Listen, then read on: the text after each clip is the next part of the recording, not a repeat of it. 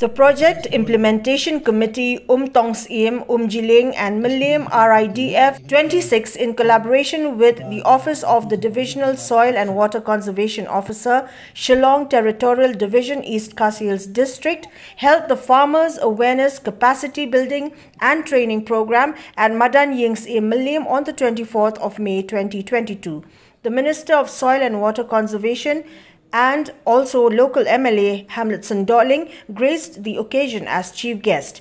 Resource persons during the program included the Assistant Director of Agriculture Information Office of the District Training Office, Harvester Dohling, and the Divisional Officer Soil and Water Conservation Shillong Territorial Division, Wanshan Kharkongor. On the same day, the Minister also distributed 250 sprayer pumps, 2 power tillers and rupees 4,000 each to 464 beneficiaries from 15 villages under Mylliem area for the improvement of agricultural land in the area.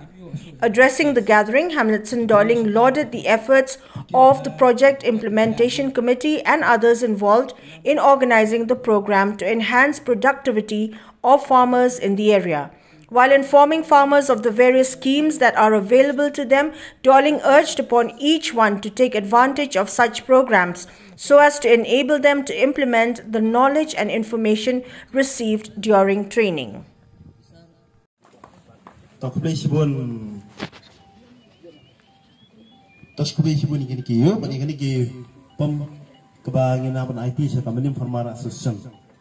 Balai latha ya kiri PIC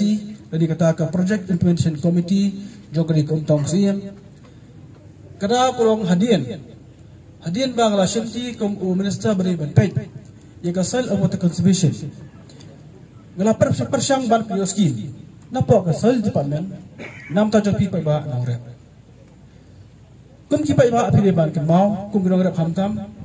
baki scheme hapa ka sarkar kilong ki bobon ba ki babon ba ki scheme gelar pa sarkar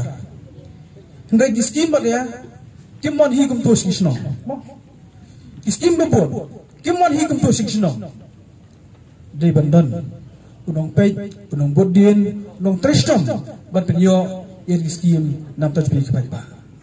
wadong baganega scheme kadang RIDF 26 kadang tamanta mensyo kadang RIDF 2021 kadang RIDF ka scheme ba ay sarkar sing dore pun hakalang galeng nrei ngimjum kami wa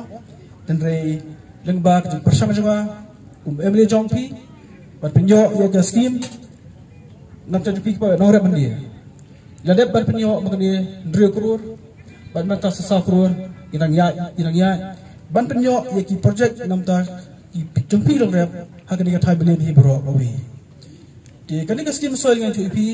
umde ba yayo atangani po Mylliem bo mata sngi ngi khot tang karsan kini Shillong namar de scheme lemang nong ta jongpi de scheme ki bala piyo ada ki janga nado na telamu ba argiyo hapo umlangkar kan siyo anong long kan siyo te hapo Mylliem lum kiyo Mylliem them ru kiyo ha kapor bang sedang de scheme abang apa iki officer jongi yaki asko ki jongi ki bala tristom ong kile Shillong bali pen